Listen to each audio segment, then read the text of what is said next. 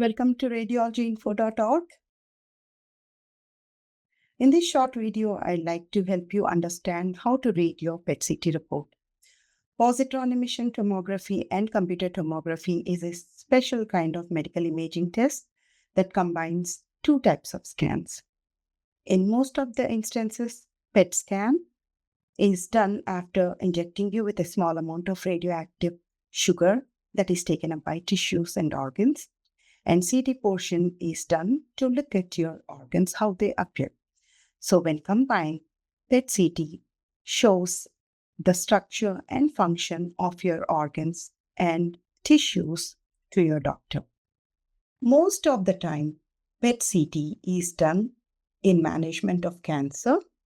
So initially, when you're diagnosed with cancer, a PET-CT is done to see if the cancer has spread to other organs.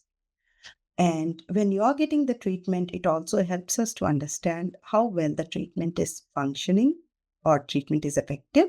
And then once you have completed the treatment, it helps us to identify if the cancer has come back. And overall, it gives us an idea of how well you're responding to the treatment or how well your prognosis looks. PET scan is also done in some non-cancer conditions to look at your heart and brain, to see for some infections, inflammatory conditions, and in some seizures and dementia. Understand that the PET-CT report is given by the radiologist for your medical provider, and it can make it difficult to understand. PET-CT report contains different sections, including clinical information that tells you why the scan has been done, and comparison lets us know if there are any prior exams to compare, and technique tells us what was done.